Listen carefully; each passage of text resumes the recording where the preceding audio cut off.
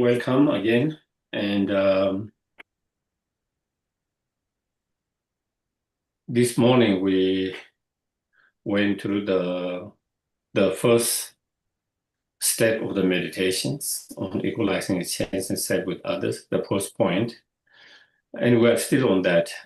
As you can see, Shantideva spent a lot of time on that because that is one of the most first point is crucial to really feel that that we all are same and equal in that fundamental level.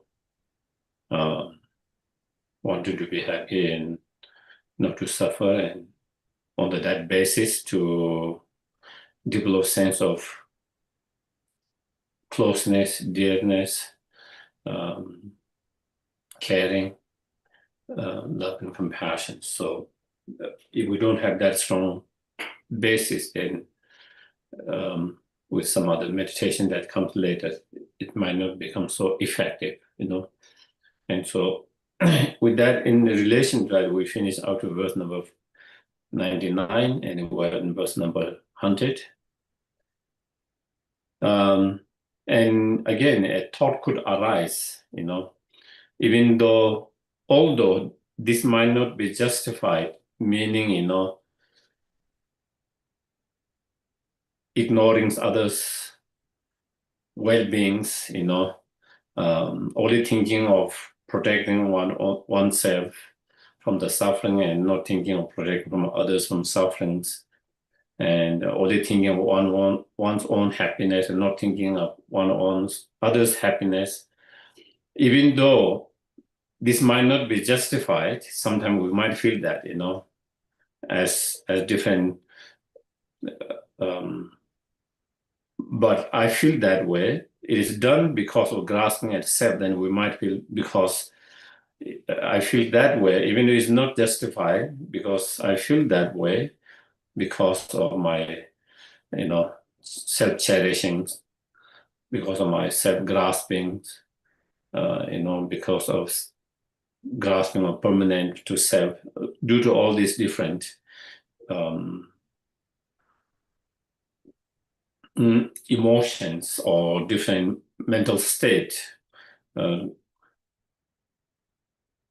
is why I feel that way. That is how I'm feeling. We must say then, to counter that thought, it is, even though it is not justified, but it's almost like giving excuse to ourselves, I know it's not right, but that, like that. And so to counter that, then that is where the next, but surely whatever is not justified for myself and others should at all costs be rejected. So if it is not justified, it is wrong, it is wrong to ignore others completely, become indifferent to their pain and sufferings and happiness. And if it is not justified, then, there's no excuse. There's no excuse not to reject such kind of unjustified way of thinking and behaving, and therefore we should, at all costs, we should try to not only protect ourselves, but protect others from suffering as much as possible. We should try to work for the happiness of others, not only oneself, in whatever way we can. And we cannot justify saying, oh, because it is my selfish attitude, because of that, my self-centeredness and all of that. It should be, we should not follow that, and we should try to overcome those. And then next, so here it is saying, that because we say, because of this kind of self-cherishing, because this self-grasping that is why we feel that's why we act that way, if that's, and then there is saying that kind of self-grasping is totally mistaken mind, totally distorted mind, and therefore you shouldn't trust and believe and follow that. Instead you should try to not follow that feelings or that, because it is totally distorted mind, because it's totally mistaken mind, it's totally wrong conceptions. So in explaining that, then such thing as continuum, the continuum from, let's say, one life to another life, continuum, say, morning to evenings, and from one life to another life, that kind of continuum we talk about. And aggressions, what is the Tibetan? Chopper, collections or creations,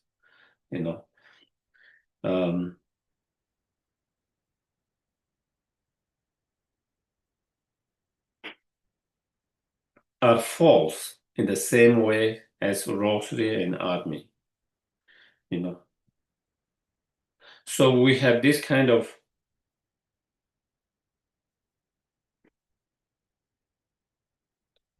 like grasping the self to be permanent based on continuity. We feel the self permanent because I was this morning and I was here now and I will be tomorrow there, because I was there yesterday, I was there last week, last month, last year, since childhood. So it feels like I've always been there, sense of permanent, and I will be continuing in the futures. Because of that continuity, on the basis of continuity, then there's a sense of grasping, believing, sense some kind of, permanent self, And on the basis of collection of aggregates, then on the basis of collection of aggregate, there is a grasping of inherently existing or self, there's inherently existing self, or there is grasping of self to exist from its own side objectively, because we think that there is a self almost as findable within the aggregates. Based on those aggregates, therefore we feel there is a self. And because, based on the aggregate, because when something happened to my physical aggregate, then we tend to think, oh, I'm in pain today, I got sick. Or when we have bad feeling in relation to our mental aggregates, then we think, oh, I'm not feeling well today, or I'm feeling well. So based on those aggregates, then we tend to grasp there is some kind of self that exists objectively or from its own side inherently, but those are false. Those are false. There's no permanent self, and there's no inherently existing self at all. They are all false, So therefore, since they are false, we cannot trust them. And therefore, we cannot follow them, believing that what they are true. And they are false. And giving examples, same way as rosary and army, when you talk about rosary, mala, what is mala, If you try to find within each part that mala, you cannot identify and find with mala. The string is not mala, one beat is not mala, second beat, third beat, all of them are not mala, And the same way as when you talk about army, what is army? Army in general speaking, there's, like Air Force, navies, and, ground forces, and within each of them, there are individual soldier and all of that. And if you try to find, is this soldier the army? Is that part? Then again, you cannot really pinpoint and say this is the army. So army is on the collections of all these together, the navy, the armed force, the ground force of a soldier of each of those forces. On the basis of that, you just label it the army. And rosary is same. You put, there is a string and you put 108 or 111 or 21, 7, whatever, you put those beads on the basis of putting those beads together in that string, and you use for certain counting or whatever purpose, and then we call it the rosary or mala. The so-called rosary or mala is merely imputed on the basis of putting those together. There's no inherently existing rosary from its own side. There's no inherently existing army from its own side. So-called the army, so-called the rosary of bead is merely when certain parts come together, putting together, and it has certain functionings and certain appearance or functionings. On the basis of that, then is merely imputed by the thoughts as a rosary, as an army. There's nothing more than that from its own side. And therefore, appearance or existence on its own side and grasping it as existence on its own side is totally mistaken. But even though there is nothing from its own side, or inherently existing from its own side, but when you put all this together, or there is a rosary, and it has certain functioning, and there is relatively on that conventional level, there is a rosary, there is an army, and it has its own functioning, it has its different effect, But this appearance and of inherent existence totally mistaken, and grasping inherent existence totally mistaken. And therefore, since it is mistaken, so therefore, you cannot trust and believe that and follow that, and saying because it's my grasping, so therefore I should act that way. I should feel that way to act. It's okay to act that way. Because that the mind that drive you to do that is totally mistaken, the root of that. So that is why there's no real honor of the sufferings. Therefore, because there's no inherently existing honor of the suffering, or who experience the suffering, the self. There's no inherently existing self that is honor or that is experiencing the sufferings. Therefore, who has control? Therefore, there is no inherently existing or self that control over aggregate, and that there is some kind of inherent existing self. There's no self, and so therefore that is wrong. And since there's being no inherent honor of the suffering, since there is no inherent honor or the I who experience those suffering, because there's no inherent existing I or the self who experience that suffering, and there's no inherent existing others who experience suffering. So there's no inherent existing one, and there's no inherent existing others. Therefore, there can be no distinguish at all between that of myself and others. The idea of myself and other is just merely imputed by our mind. There's no inherently existing me or self and others. There's no truly existing and concrete others and me. The so-called, the concept of me and other is merely imputed by the mind.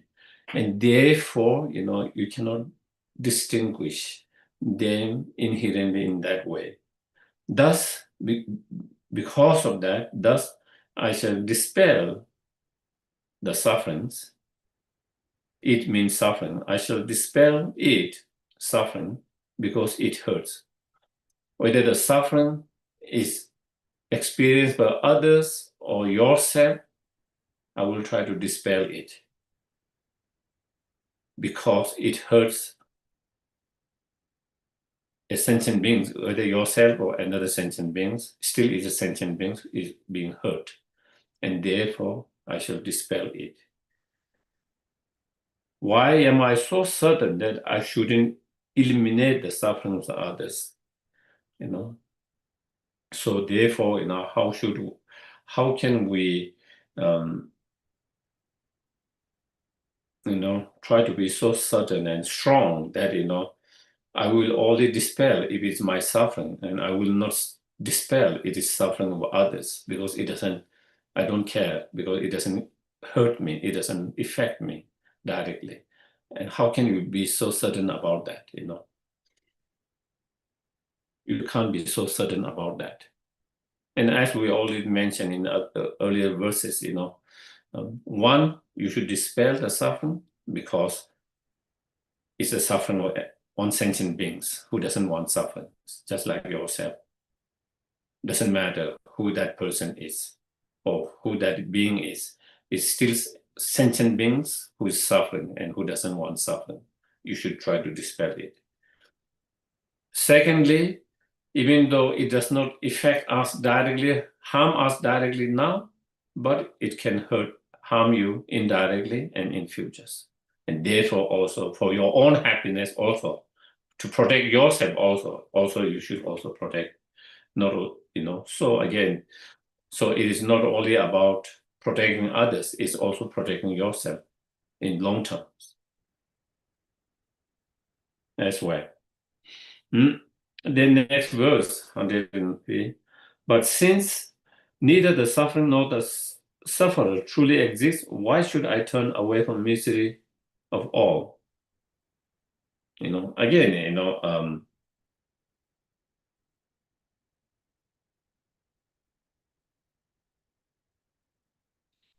don't know, is that okay? So again, sometimes a thought can arise, if there is no truly existing others and there is no truly existing me who is experiencing the sufferings, and also if there is no truly existing suffering, then why should even I think? Why should even I try to protect from the suffering, to dispel the suffering, because there is no inherent existing me or others? Again, that is misunderstanding, misconceptions. Even though there is no inherently existing others and yourself, but on relative level, on conventional level, there is self and others. On relative level, on the conventional level, there is sufferings. Therefore, on relative and conventional level, there is others who is suffering, there is you who is suffering. Therefore, there is no ground for such argument, and be again careless and to become indifferent. There's no argument about that.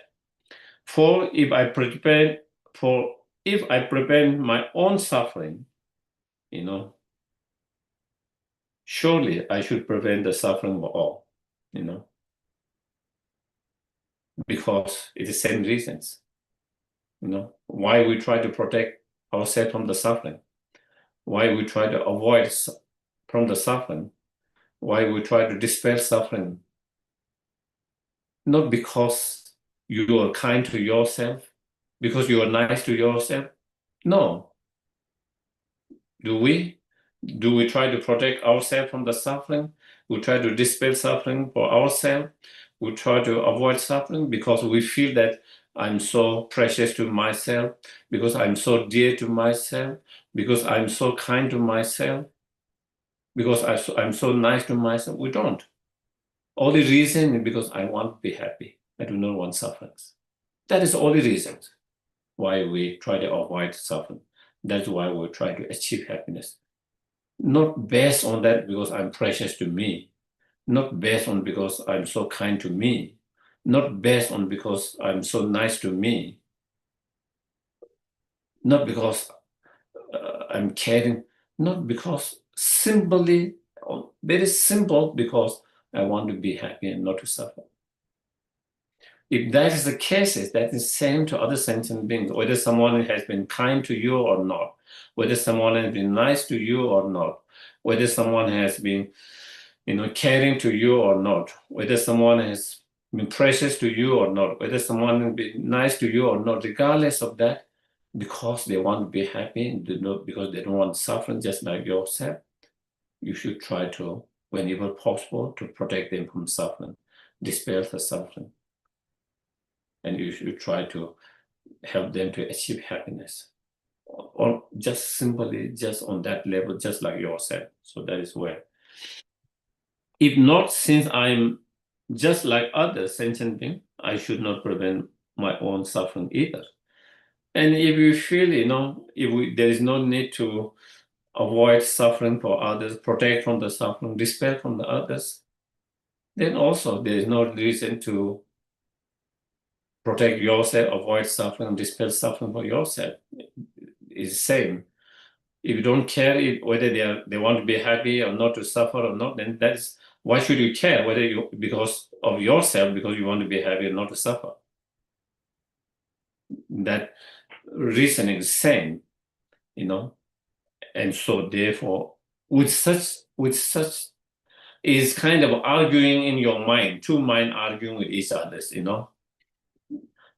some of the thoughts that prevent you from caring about others,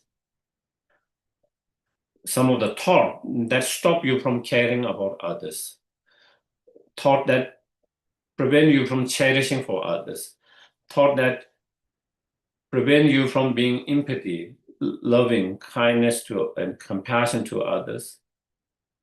To overcome them, you need to come with certain way of thoughts and mind through such practice, meditation, attitude to encounter them, so that they have no more excuse to say that, or our mind to feel that I shouldn't care about others, and so forth. So that is where is yeah, due to those different thoughts, that prevent us. So, and then the next 104, another thought might come, and again that can prevent us from being kind and compassionate. Then we might thought come, I'm already feeling overwhelmed by my own situation, my own suffering, my own pain, and pain of my, what I'm dealing with, my own pain, suffering of mine, my families, my friends. I'm already being overwhelmed by that. I'm already feeling too much with all of that. How can I think of suffering of all sentient beings? If I keep on thinking of all sentient beings, then wouldn't it multiply all this, overwhelming, all this pain and suffering? Wouldn't it increase and overwhelm me? Or wouldn't it make me overwhelmed? And it will make me overwhelmed. And that kind of thought can be another thought that can prevent us developing compassion for all sentient beings and thinking of suffering of all sentient beings. And, so therefore, again, that's where.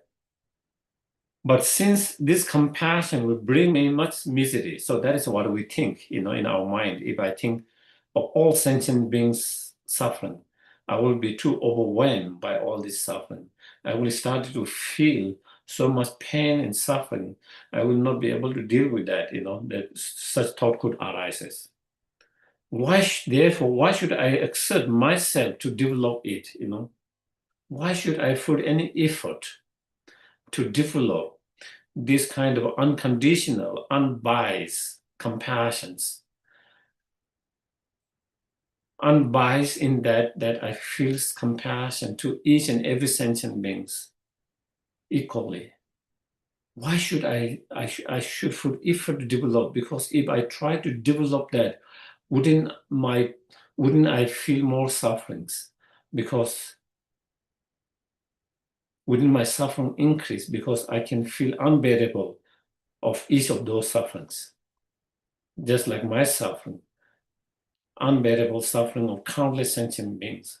So why should I develop? So such, again, thought can arise and can create fear and can prevent us from cultivating such true compassion sometimes. And so again, to encounter that kind of thought, then we should contemplate here. I say, should I contemplate the suffering of all creatures?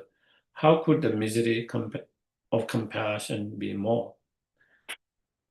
So if we reflect on that on many different levels, on one level, when you try to think of suffering of all sentient beings, and when you feel unbearable of suffering of all sentient beings, it wouldn't be increasing and multiplied compared to already the suffering of the samsara. Compared to some suffering of samsara, whatever you might feel a little bit of more unbearable suffering of countless sentient beings, compared to that is nothing. We have gone through all kind of suffering of samsara so many times, countless times, unimaginable pain and sufferings, all kind of physical, emotional, mental suffering. It's just that we don't remember each of them, but what we have gone through is in samsara. Compared to that, whatever little bit of overwhelming that you might feel, little bit of unbearable, you might feel a little bit of pain, you might feel because of that, is nothing compared to all of that you have already experienced. So therefore, it is something that one will be able to manage, something one can manage. It's not something unmanageable. It's not something we cannot deal. It's something that one will be able to deal it, with that kind of compassions, So it is not, the compassion doesn't, in that way, then again, we try to not be fearful of that, the fearful of developing this kind of unbiased compassion equal to all sentient beings, and thereby contemplating on suffering of each and every sentient beings. From another perspective,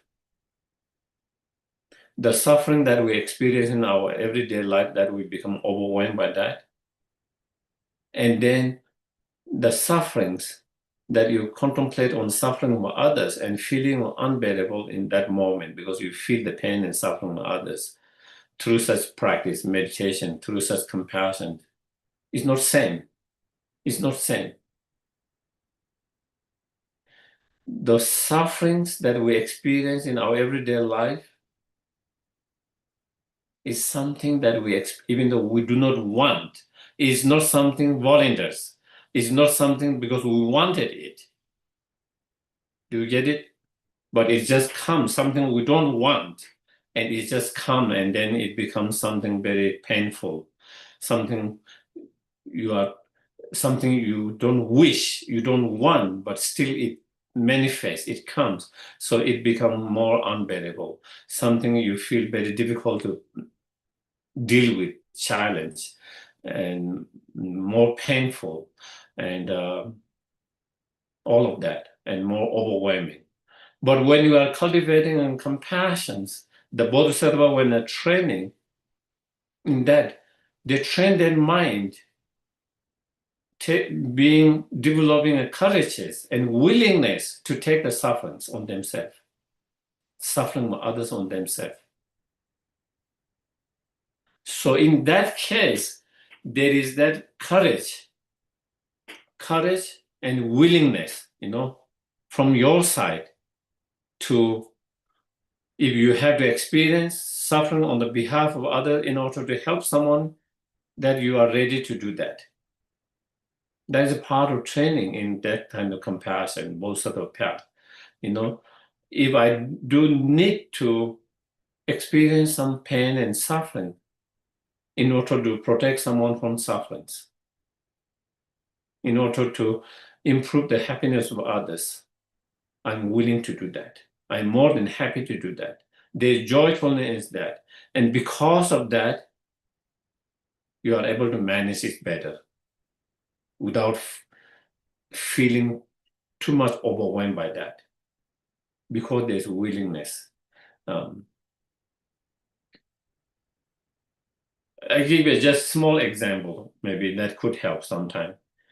As a parent, of course, I'm not a parent myself, but I observe and I see, within our families and friends and others,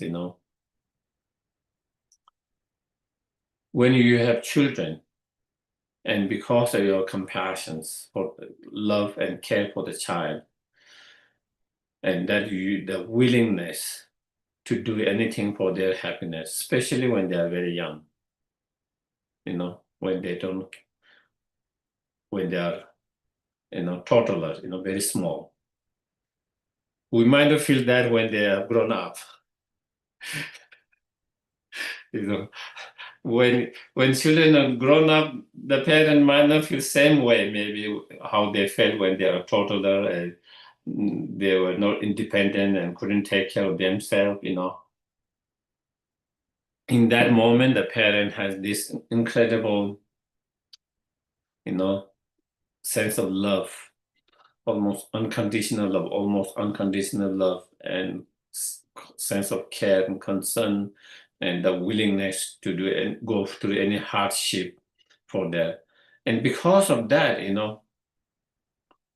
the parent sometimes cannot sleep. Hardly they get any good sleep for I don't know how many months or even years. They need to get up quite often. Whenever a child wake up and cry, the parent need to get up, whether they need to be feeded, whether they need to be cleaned, whether they need to be taken to bathroom, or something's bothering them. And you constantly wake up, and you constantly cannot have deep sleep because you are always concerned that you are worried about that. And so your sleep is also not so deep, maybe more lighter. You are anxious and then ready to get up. And then, also when you get up and then you don't have such a good sleep in those times. Still, you function throughout your day for days, weeks, months, years. But imagine now, you are sleeping and your neighbor or dog is barking every 2 hours, every 3 hours, waking you up and not being able to have good sleep. You will feel very exhausted by tomorrow. You feel, I couldn't sleep well, and you'll be upset. And so your mind, and with that mind, it affects your body, and you physically you feel exhausted because you feel you didn't get enough sleep, you didn't get good sleep, and you cannot function well. And there is a difference in that too, because with a child, you are expecting and you are willing to do that. In these cases, you are not expecting, you don't want. And so it's a mental state, it's a different mental state that affect not only on your mental level, but even on physical level. Your mind affect your physical reactions and that. And so therefore, similarly like that, when someone is really practicing true compassion, that kind of compassion to develop through such meditations, in both of the path, then you have that kind of incredible amount, strong, what you call courageous, and the willingness to go through hardship and suffering if it is necessary to help and benefit sentient beings. So there is kind of willingness to take on that. There's more courageous and embracing of that if it's necessary. And with that kind of mental state, then you are able to deal much better without becoming too overwhelmed, without knocking you down, without, so therefore from that perspective, it wouldn't be same. It wouldn't be same like ordinary suffering that we experience normally. If it is like ordinary suffering, then it can be too overwhelming and it can knock you down, But because of that training, then it is different. And again, we can think of,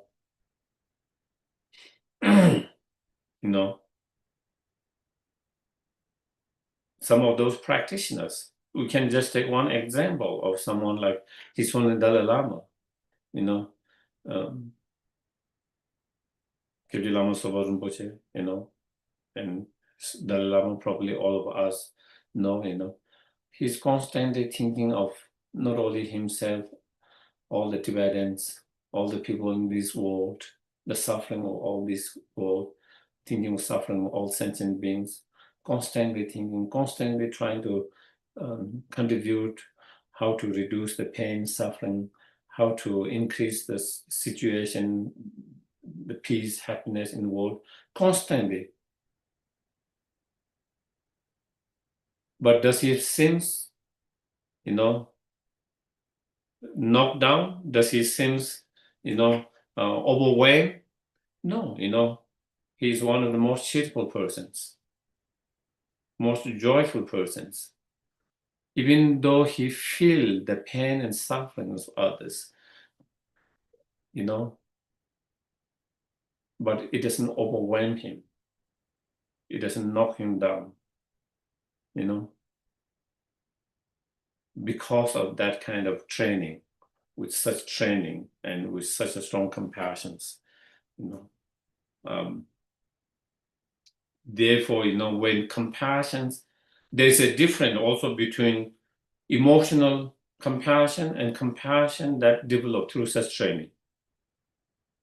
Emotional compassion, you feel some suffering, is not, it doesn't matter whether you train or not, whether you are meditated, train or not, everyone feel that way when they feel something very strong, pain and sufferings of someone, they feel emotionally very strong, charged up, very strong, feels pain and sufferings. And those sufferings, that compassion, that emotional compassion, that doesn't come through such training, can make you overwhelmed. When you have too many, when you see that too many, then it can knock you down. Which a lot of people, like people who work in a social service, sometimes it happens to them, by experiencing too much pain, sufferings, constantly, all the days, every day where they go, they feel so much suffering and pain, and they're seeing that every day, feeling that every day, weeks, months, years, after some time, they feel too overwhelmed by that, and it can knock them down, feel kind of powerless, hopeless, discouraged, all of that, those negative. But someone who have developed such true compassion through such meditation training, it doesn't end up like that. Because from the very beginning in your training, of that, you develop that kind of strong willingness, courageous confidence to take on the sufferings. And that makes the difference. I have seen His Holiness Dalai Lama quite a few times during his teachings over the years,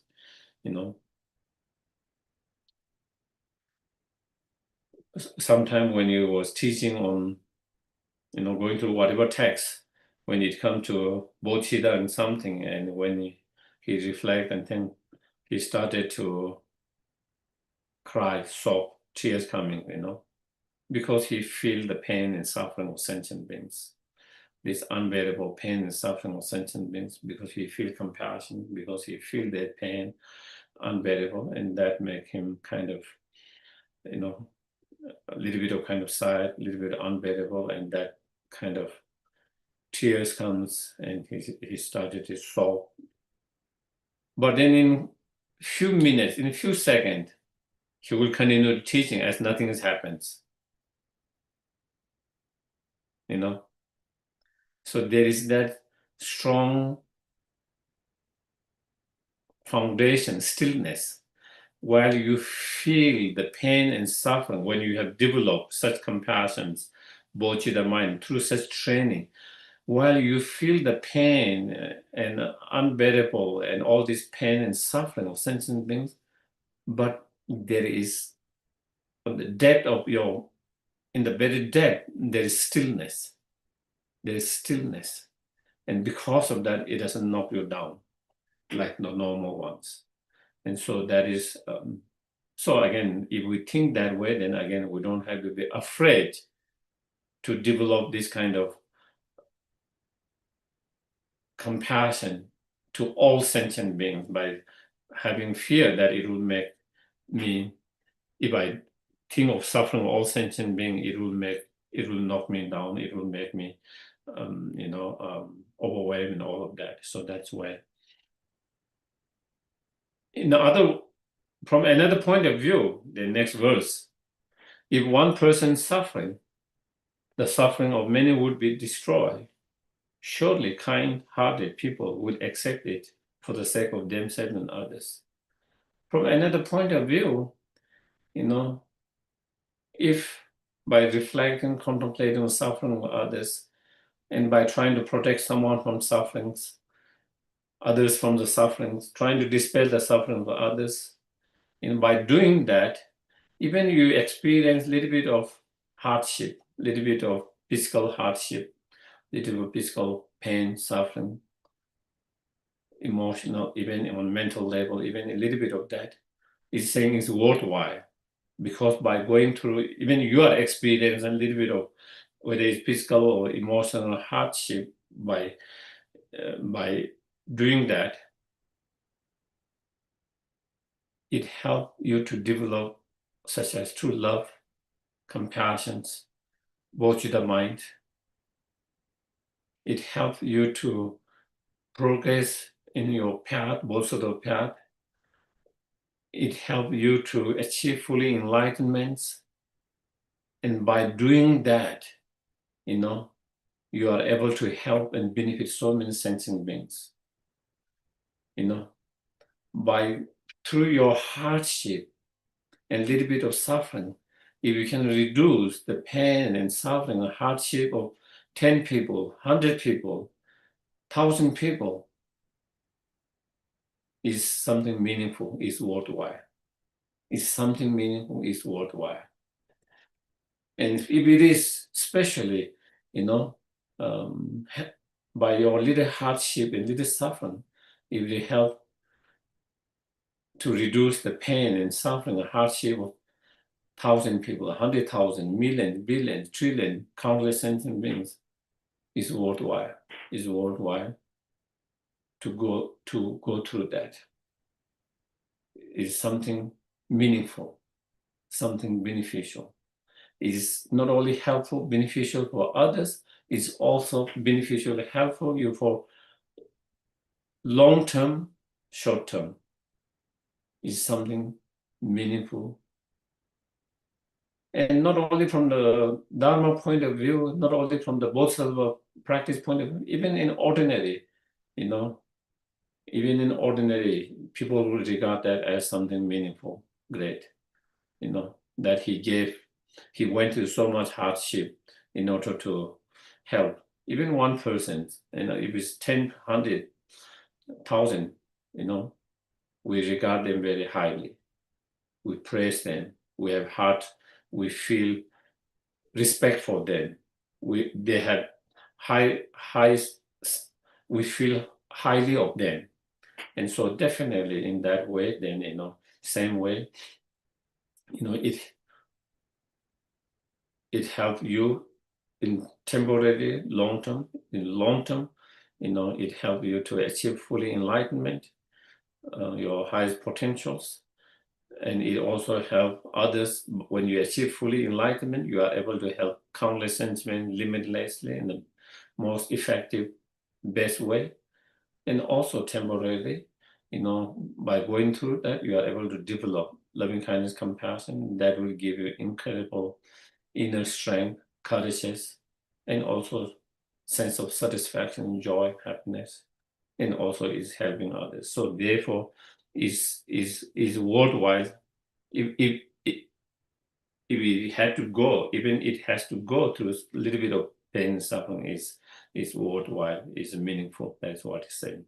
So again, we remind ourselves that.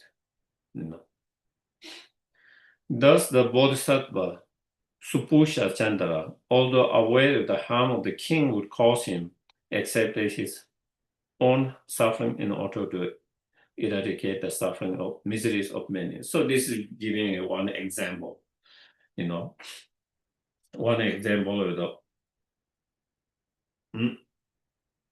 one of the example of one of the bodhisattvas, Medo Daze, that is the name in Tibetan, Bodhisattva Subhusha Chandra, I'm not going to go through the whole stories because it's a long stories, but there was a situations that if you go that place and if you teach on emptiness, or that he can liberate many sentient beings, he can help many sentient beings. But also he knew there's a danger for his life to do that from the king. King Pachin, there was a king that he could lose his own life by doing that. There's a danger of his life. He knew that, but because his compassion was so strong, his body was so strong to help those sentient beings to liberate it, and he has this opportunity, and they have some karma with him, and if he can go there, if he able to teach them, if he able to guide them, that he can lead them to achieve high level of realizations, that he has this opportunity, and at the same time there was a danger for his own life to do that. Regardless of his life, he did that, and liberated many sentient beings, helped many sentient beings, but in process he lost his life. But then that is his sacrifice for the benefit of all sentient beings, such as Bodhisattva attitude. For us, of course, we don't have that attitude at the moment, and nor we should try to do that same way, such practice where you are willing to give your own life in order to protect someone's life or something is more for those highly developed bodhisattvas. When you reach certain point of practice, then one is encouraged to do it. But at the very beginning level, we are not encouraged to do that, But we can have inspiration to be able to do that in the futures, that even though I'm unable to do now, but may I be able to reach bodhisattva's stages or path where I would be able to do that without any hesitations, without any doubt, if you need to give up your own happiness, even including your own life, in order to benefit sentient beings, the willingness to do that. So, but again, as I mentioned, this is more kind of a little bit of more advanced bodhisattva's practice. So some of them we and then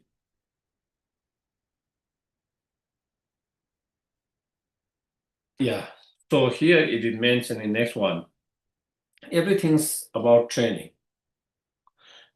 and familiarity. If you train And that we can see with even physically and mentally, and especially with mental. Physically, some people are not flexible at the very beginning, but they train in yoga or in gymnastic or different things. And after training so much, they become so flexible. And you see how they can do that, how they are able to do that, But again, it was not that they were able to do that from the very beginning, But it took them training, through training, and then you are able to do a lot of things that which you or other things it was impossible on physical level. Same with the mental level. At the moment, it feels like how can it's impossible for me to totally give up cherishing thought for myself and totally cherish for others only, and then with that give my own happiness for the happiness of others. It's not possible. We feel it's not I can't do that. It's impossible for me to give up my own happiness for the happiness of others. It's not possible for me to experience suffering in order to relieve someone of suffering. It feels not possible and challenging, but again, as Shantideva says, if you train, nothing become difficult. Everything become easy. What it takes is the training. What it really takes is training. If you train, then things that seem very difficult, impossible, can become easy and possible. And so in relation to that, that is the next verse, the verse number 107. Thus, because he loved to pacify the pains of others, such as bodhisattvas, the bodhisattvas, are so, because of their incredible kindness, this kind of unconditional and unbiased, true, such love and compassion, they have no difficulties, to experience any suffering if it is necessary in order to, dispel or pacify the suffering of others, who loves to pacify the pains of others, he whose mind is attuned in this way through training, practice, who have trained enough, who have practiced enough, and whose mind, due to that strong love and compassion, without any hesitations, who is willing to go through any hardship and suffering to dispel the suffering of others. When someone is dead, would enter even the deepest hell, just as a wild goose plunges into the lotus pool. Or in some examples, some other example in scripture, you find elephant, in the summer heat, when it's very hot, the elephant will so joyfully go into this lake, muddy lakes, and they roll around and play around it with so much joy and happiness, So playing in that mud, it gives them so much joy and happiness in that. Similarly, the bodhisattvas who have trained their mind so much, and through such training, which their mind has attuned into that, we have become, developed such true love, compassion, bodhicitta mind.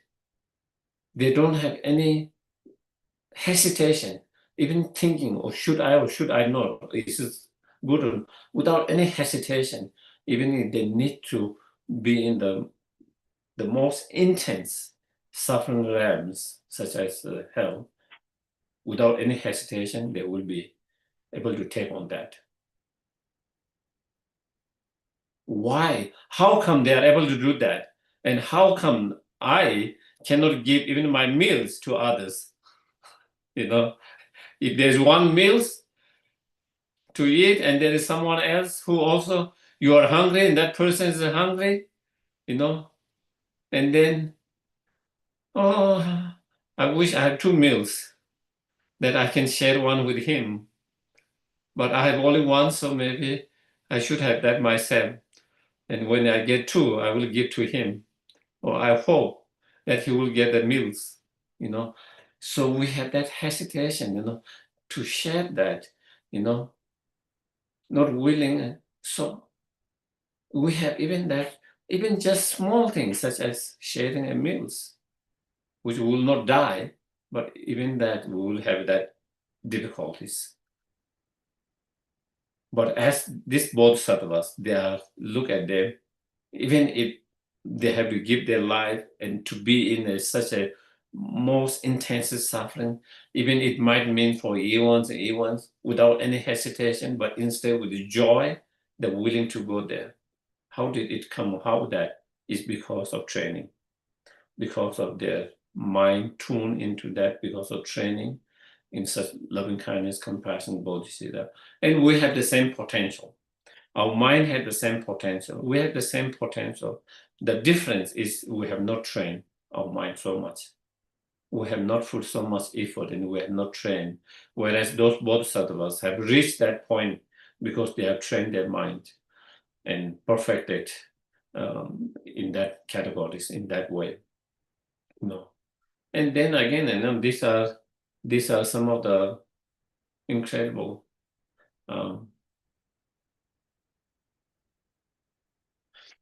His Holiness the Dalai Lama, Holiness the Dalai Lama share his experience or stories. He said he was reading the biography of the first Dalai Lama, and the very end of the biography, very end of the Holiness Dalai Lama, the first Dalai Lama, there was a section where it described, the first Dalai Lama was kind of in his last stages of his life, and where he could be passing away soon, very soon. And so he asked his attendant and others, to set up all the offerings and, arrange offerings, set up that, and say, he said there's some kind of bad sign, and so he wanted to change that, and so he wanted to set up all this arranged, and then he was doing meditation practice. And then attendants say, what does it means? You are the all-knowing, you are the Buddhas, that you have choose wherever you want to go, whatever you want to do. What does that means? You can go to any pure land, anywhere you want, you choose, And His Holiness Dalai Lama mentioned, whole my life, I pray and I wish to be in a place where there's more suffering so that I can help and benefit. But there are some signs that I might be born in some other places, better places, So he wanted to change that. And His Holiness Dalai Lama says, it really touched his heart. Especially these sections, of such a practitioners of, even if I choose to be in the better places, but wanting to be in places where there's more pain, more suffering, so that you can be more help and benefit to others. That is incredible, again, Bodhisattva attitude. That is incredible Bodhisattva attitude. And that comes through, again, here through training. And also, one of my teachers and previous abbot of Kopan Monastery, Lama Lunduk, he passed away with a cancer, and I think he lived maybe 2-3 years after he was diagnosed and after the surgeries. But, at his last stage of his life, I think it was like 2-3 days before he passed away. Rinpoche was also there in Kopan at that time. And Rinpoche was on the top, upper part of the monastery. Amalandu was below. And he was so weak physically, he wanted to pay his final respect. He knew that he was coming in short, so he wanted to pay respect, but he was so physically weak to go up, and you have to go to stairs, also. And so I guess he sent, his offerings and pray for Rinpoche, and Rinpoche came down, and someone took the video, that interactions, I saw that because I wasn't there at that time. And he was very weak, so he was, almost like whispering, but you can hear the word. So he made his offerings, the scarf, katas, and whatever offering he made offering to Lama Sopa Rinpoche, his teachers as well. And then he made his last kind of request, to Lama Sopa Rinpoche. And his last request there in that moment was, he requested the blessing of Lama Sopa Rinpoche. And the request for what blessing was that if it is more beneficial to be in hell, please pray me to be in hell, to be born in hell. So his last request to his teacher was, whatever is most beneficial where he need to be, please pray for him to be able to take rebirth in wherever it is most beneficial. And if it is most beneficial to be in hell realm, please bless to be able to do that. That was his last request. And again, this also shows that this kind of Bodhisattva's attitude, fearless,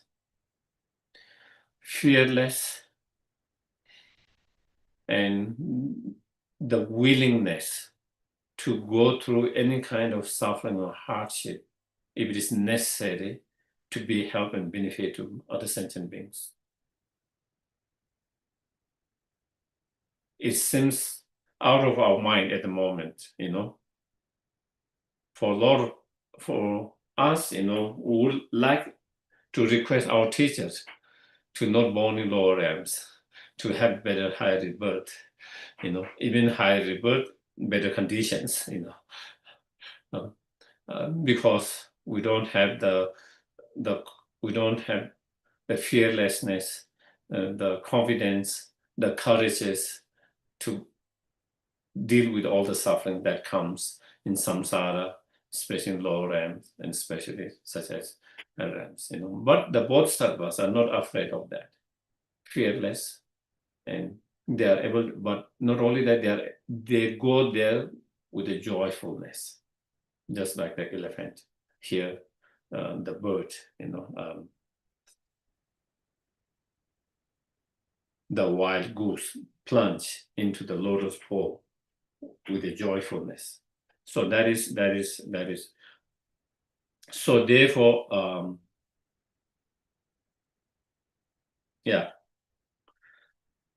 So here it says they are able to do that because of their familiarity and attuned to that because of practice.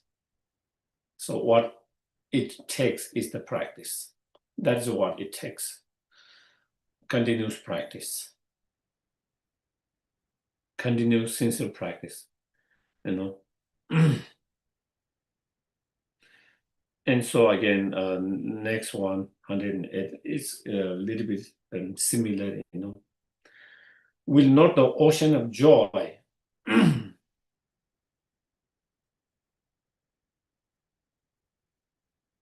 that shall exist when all beings are free, when one is able to free all sentient beings from all the sufferings and the cause of sufferings, and when they are able to achieve, the highest level of happiness, ultimate happiness. That is the ocean of joy,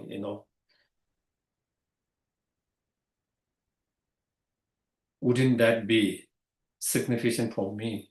What is there more to achieve than that kind of incredible joy to see all sentient beings being free from the suffering, liberated from the suffering? What is there more than that? What am I doing? Wish for my own liberation alone. And therefore, for the Bodhisattvas, they are not interested and inclined to achieve their individual liberation and happiness. The joy and happiness that comes when everyone, all sentient beings liberated, is 100,000, million, billion times more blissful, more joyful than the joyful, the individual liberation nirvana. There's no comparison at all. In terms of your own individual bliss, joyfulness, in terms of being able to liberate and benefit countless sentient beings. And so therefore, again, this is the Bodhisattva attitude. Also, we try to train ourselves, not being so inspired for individual happiness, individual liberation, but instead you should be inspired to work for the happiness and liberation of all sentient beings instead of just one individual, yourself, sentient beings, happiness and liberation. But one should be inspired and motivated and encouraged to work for the benefit of all sentient beings and the happiness and the liberation of all sentient beings. And such is Bodhisattva attitude. So that is next one. Therefore, although working for the benefit of others, I shall not be consider myself a wonderful. So, the Bodhisattva's attitude is, even though they dedicate their life for well-being of others,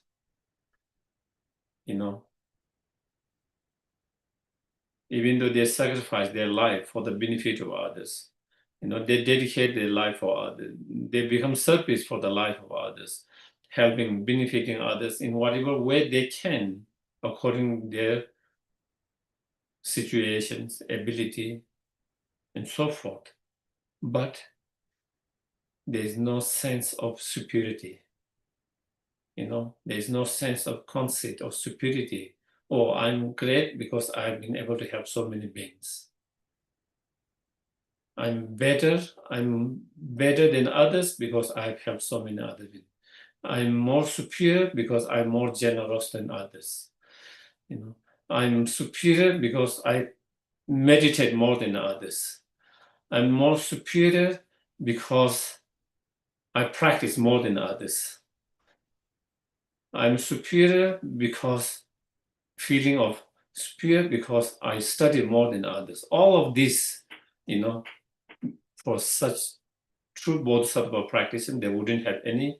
And for us also, we shouldn't try to have that kind of feeling of superiority, trying to train. When we help, we try to help with the best intention, the right motivation in whatever way we can, and never allow that your kind work to become cause of delusional pride, superiority, Sometimes if we don't watch our mind, if we don't pay attention, sometimes it can lead to that, And also sometimes, we help someone and later we become disappointed or even bitter, resentful, and saying, oh, I did you this for this, I did you this for that, I did you this and this, and now this is how you behave with me, this is how you respond to me, this is how you react to me. It happens a lot of times. You give so much time for your center or any organization or any individual family members, friends, or other people. And then sometime at the very beginning, even though the intention was good, after some time, due to whatever conditions, situations, then we started to feel resentful, bitter, unhappy. And then you start to say, oh, I've done this for you or for this organization. I've done this. I give this much time. I give all these resources. I did this and all that. And you pour all this your, you pour all your resentment and anger or bitterness, all that, So again, that shows maybe when we did try to help, maybe our intention was not as selfless as we thought at that moment. In that moment, we might have thought it was selfless, but there was some condition there. So, and because those conditions are not met, that is why we become resentful, bitter, and unhappy, and all of that. So those are things that we try to watch our mind and work with our mind so we don't end up becoming like that. Because if we end up becoming like that, it's such a sad, such a sad to see someone after giving their service and helping, whether it's individual or organization, so much, instead of being able to rejoice and feel so good that you are able to give service, that you are able to bring help, something that you feel grateful, something you feel very happy and rejoicing, it end up being bitter, negative, bitter, resentful. So then it's sad for everyone. It's sad for everyone, So we don't want to end. And similarly, also, we don't want to end up those practice of being, helping others through whatever practice, generosity or other practices, whatever, becoming cause for superiority and kind of arrogant conceit, So that is where. And because of the joy there is in solely of doing this, I shall have no hope for any ripening effect. And when we try to help and benefit others, especially when you're training Bodhisattva path, we try to do without any expectations. You do because you want to help them, because you want to do something. And there is joy in doing that. Because there is joy in doing that, not because there is something to gain from that. Not because there is something to get out of that without any right.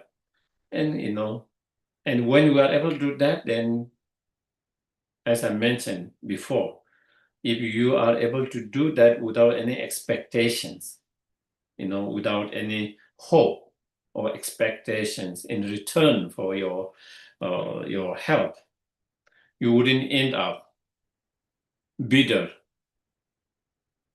resentful, and all this in such a unpleasant situations. One will not end up that. But when there is hope, expectations, then it could end up that way. When the hope, expectations are not met, it could end up, And also when we have hope, expectations in our health, then, again, it doesn't become, as pure Bodhisattva motivation as it should be. The Bodhisattva's motivation is totally without any selfish attitude, without any selfish attitude. And therefore, there's no hope, expectations driven by that selfish attitude, It's solely that you help. And I think this is important, I think, especially like when you're trying to help through generosity, whether you are practicing generosity, someone who is on the street or someone who need help, family member, friends, Sangha members in communities, or when you try to help with any organization that you want to support and help, we try to help just because we want to help, with the right motivation and without so much hope and expectations, without so much hope and expectations. A lot of time also in that clashes happens because there is hope and expectation. Everyone have different expectation, different hope. And then there's clashes of those, and so the other one feel that you are not supporting my hope, my expectations, how I want to see it. The other one feels same way, and then there's clashes, and then it end up that. And so, but when there's a less hope, expectation, you just do the service. You just try to help. That's all. Then we wouldn't end up having. We will have less conflict. We will have less conflict, less disappointment. Less bitter feelings and all these kind of unpleasant feelings. So, mm,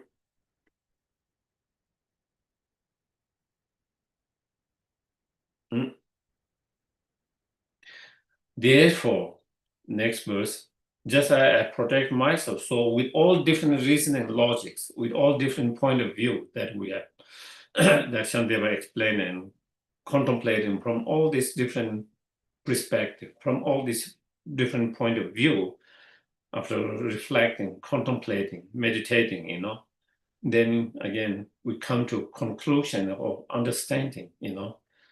Therefore, just as I protect myself from unpleasant thing, however small, very small, such as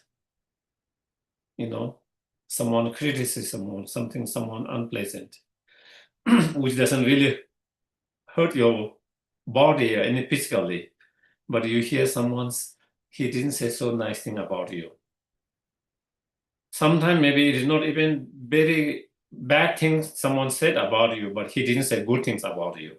Even that can affect us, How come he doesn't have anything good to say about me, You get disappointed, unhappy, Even like that, very small things, So anything that is unpleasant, even it's very tiny, small, we try to protect from that, try to avoid that. We try to overcome that, no matter how small it seems. In the same way, then we come to conclusion and understanding in the same way I should act towards others with a compassionate and caring mind, to protect them from even more smallest, unpleasant things, experiences, pain, sufferings, whatever is unpleasant, we should try to protect them, try to avoid from them, protect them, and try to dispel them from all of that with compassion, caring mind, with understanding. Based on this understanding, not only understanding, I get that, intellectually, but understanding experientially through having meditated, contemplated enough, that we all, the other sentient beings, I, are all same, equal. On that fundamental level, we want to be happy, not to suffer. We all have right to be happy, not to suffer. We all have equally right potential to be happy and not to suffer.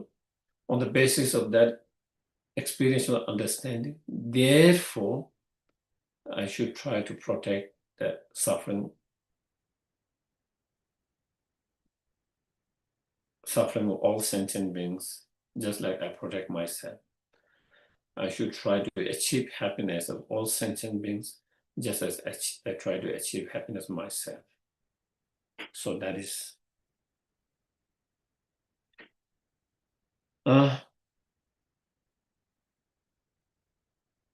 So I think maybe, yeah, I can take, if there's any questions, I can take it.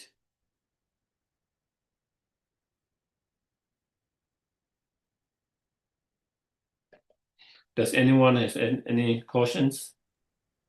I think Kedrupla. Hey, yeah, thank you so much, Geshe, also for sharing the stories about Hinsu Lama Lundrup, who I think a lot of us didn't get to meet. So thanks so much for sharing that. Just with sort of your last comments, I mean, I think having been around for a few years now, this kind of resentment and things that you spoke about, it touches on what we talk about as burnout. And I think it's something that like is a really big challenge for Dharma centers because there's more choice, more going on in life, more stress than in previous times.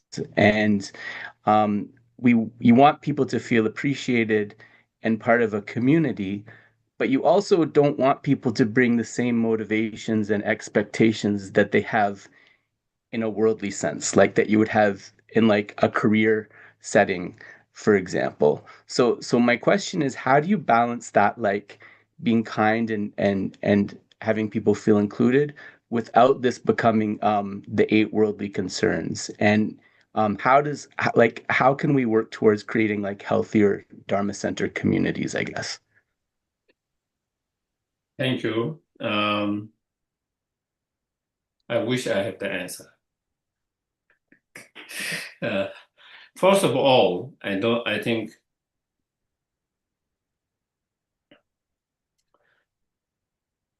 from the Dharma point of view, people who are running the centers or any organizations, who are the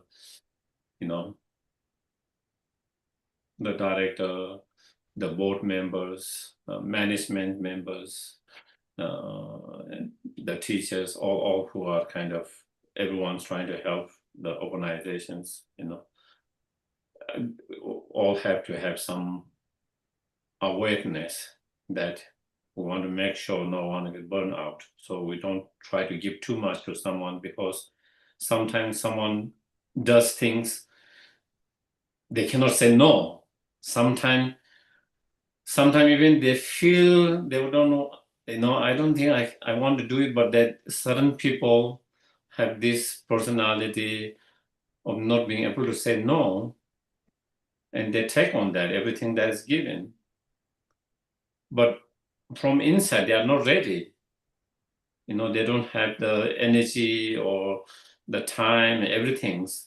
But they cannot say no, and they take on, and then that can end up like being that, because there's not necessarily kind of total joyfulness in taking that job, or that responsibility, or that extra responsibility that you have been asked to do that.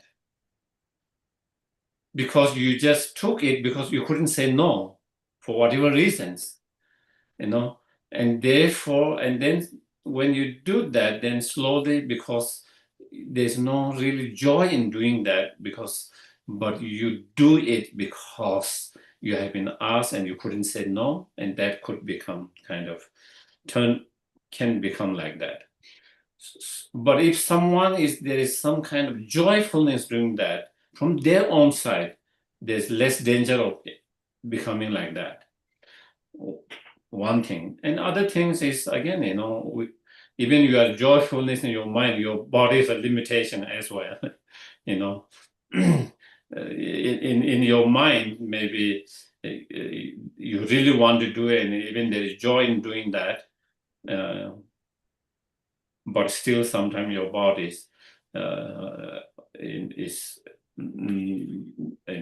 has its own limitations, and then again that can take toll on you, and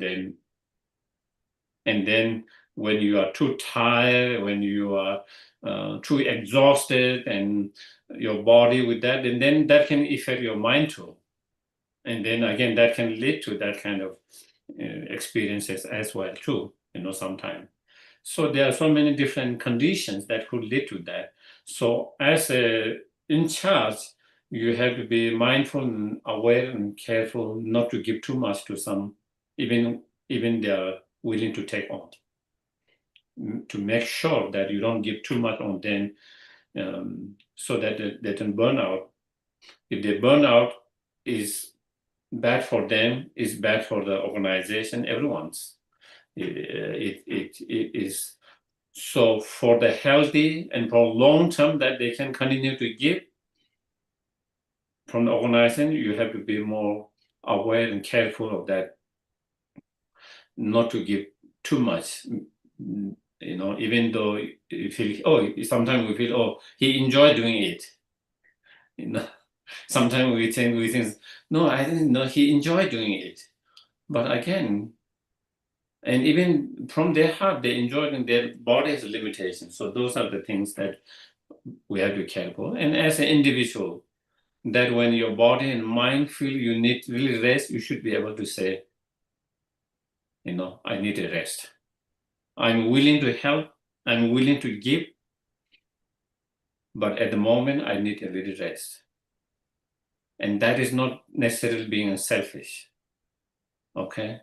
You don't have to feel guilt that I'm being selfish, because I've been asked to do that, and now I'm saying no to that. If sincerely, we have to, as an individual, we have to listen and be aware of our body and mind. And when our body and mind is becoming too exhausted, and then that's when we need to rest and relax. And sometimes we need a break, in charge, refresh, and then you can come and give more, and that helps for more to be able to support, to be able to help in long term, instead of short terms. So those are the things, something individually that we can work on ourselves, listening and being more aware of your body and mind. And according to that, if we need to take more rest, and if we need to reduce some of our responsibility, then to be able to say it with honestly, to be able to talk honestly, and even even with your teachers, sometimes, sometimes even with your teachers, I have seen students becoming resentful and bitter later, and then sometimes they're even accusing that they have abused them because of all this, their service and everything, and so on and so forth, sometimes even that. But so again, those are the things that we don't end up that, and to be able to communicate honestly, directly, when you feel that, and when you need a break from our side, and as an organizer, as a leader, that being more careful, how much, just because someone keep on doing it, seems like they're enjoying it, then therefore you should or giving more and more, that might. And I think those are some things that I can only think of at the moment. Yeah. Thank you.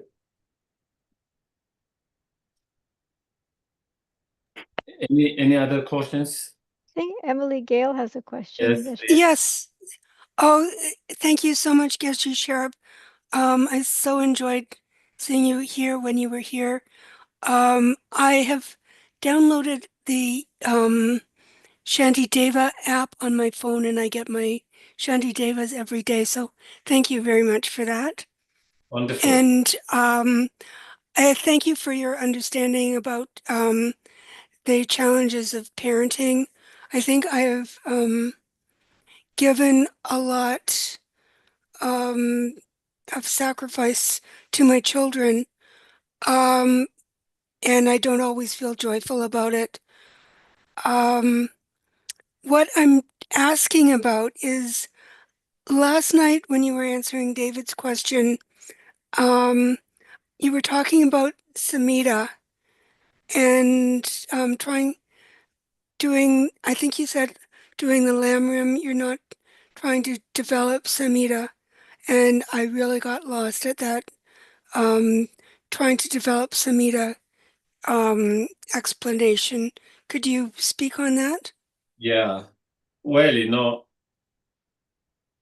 karma abiding or shine, Tingizin, Samden, Samadhi, Shamatha, they all mean kind of similar, basically it's a high level of meditative concentrations, So what I was saying is yesterday we were talking about particular using the Buddha's image as the object to develop that kind of whatever you call it, karma abiding, shamatha, samadhi, or meditative concentration, to develop that. But if you are not trying to develop specifically shamatha or meditative concentration, but you are using that to develop general concentration, little bit of concentration in other practices, then like, for example, when you are doing a practice in relation to deity, sometimes we do Tara practice, medicine Buddha practice, or, Menjushiri, Bodhisattva, whatever different practices we do, and especially if we're doing a longer period of time, many sessions, especially when you have a retreat and like that, where you are reciting, visualizing the deity, and then with that visualization of deity, cleansing and purifying the negativities and receiving the blessing, and that when you do that kind of visualizations in relation to such practice, in such a retreat and so, then in those such practice, when you are using visualizing recitation of certain number of mantra and so forth and like that, in those cases, then you can do quite a few different visualizations, as well as you can do you can implement and conjoin the lumbering meditation as well.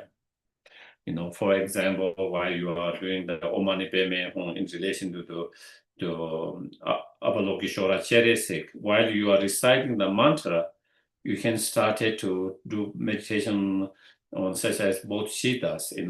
You can think of the suffering of all sentient beings while you're reciting that mantra, but in your mind, you can think of the suffering of all sentient beings.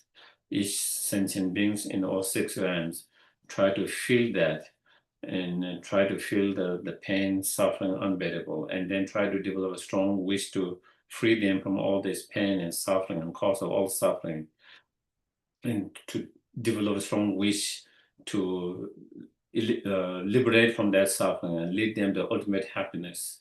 And in order to lead them to that ultimate happiness, that I must achieve myself as the Buddha would, let's say, Cherisik, to become cherishing myself and thereby to be able to help them, And so then you try to, with that practice, then you conjoin the bodhicitta meditations, you try to practice the bodhicitta while you are reciting the mantra and keeping the visualization of the cherisik, in front of you.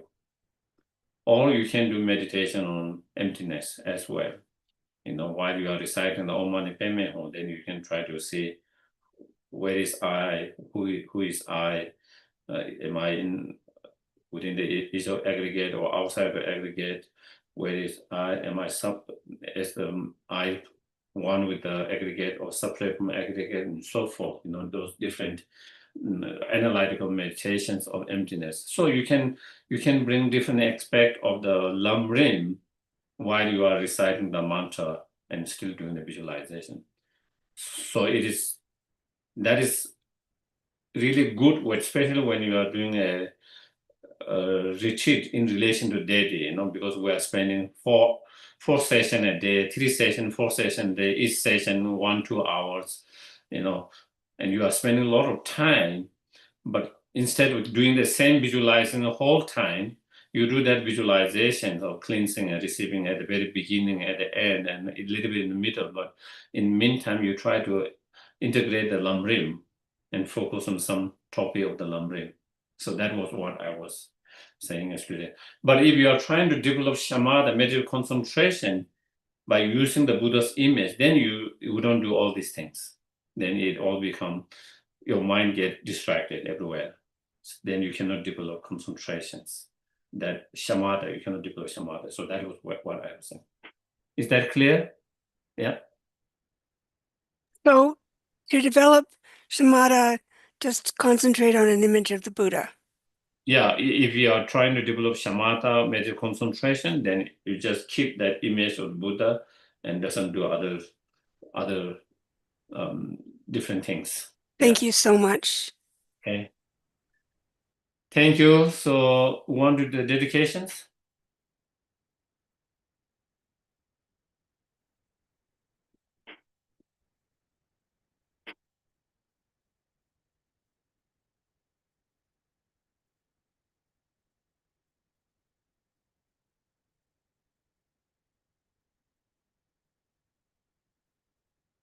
This ground anointed perfume stone flower adorned with the Mount Meru, the four continents, the sun and the moon. I imagine this a Buddha feeling offer it. May all transmigratory beings enjoy this pure land. Yitam Guru Ravna mental lakam niyataya. May all beings everywhere plagued by the suffering of body and mind obtain an ocean of happiness and joy by virtues of my merit. May no living creature suffer, commit evil, or ever fall ill. May no one be afraid or belittled with a mind weighed down by depression. May the blind see form and the deaf hear sound. May those whose bodies are worn with toil be restored on finding repose. May the naked find clothing. The hungry find food. May the thirsty find water and delicious drink. May the poor find wealth. Those weak with sorrow find joy. May the forlorn find hope, constant happiness, prosperity. May there be timely rains and bountiful harvest. May all medicine be effective and wholesome. Prayer bear fruit. May all who are sick and ill quickly be free from all their ailments. Whatever disease they are in the world, may they never occur again. May the frightening cease to be afraid, and those bound be free. May the powerless find power, and may people think of benefiting each other, for as long as space remains, for as long as sentient beings remain. Until then, may I too remain to dispel the miseries of the world. Protector of beings and teaching in the land of snow, who makes the path that unified emptiness and compassion more clear. To Tenzin Gyatso, holder of the lotus, I make request, may the aim of your wishes be spontaneously fulfilled.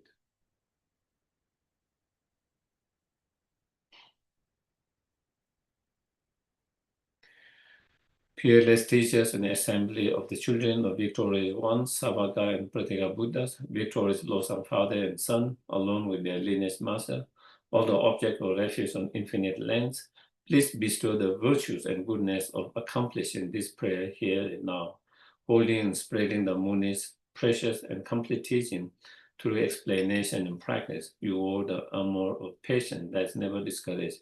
Incomparable, venerable Guru, to you I make request. While striving single-pointedly for the sake of victorious one's teachings, the sole gateway through which all the benefit and happiness emerge, and for all mother living beings, you suddenly departed with the peace. What a great loss. Nevertheless, through the undeceiving truth of the blessing of the oceans of the three jewels and the great wave of both Siddhas of the children of the victorious one, may the smile of reincarnation swiftly beam in the glory for the fortunate disciples. Thank you very much, everyone, for attending. Have a wonderful day. Thank you. Thank you. Thank you. Thank you. Bye. Thank you so much, Geshe Sherab. We're so grateful. Thank you. Thank you, everyone.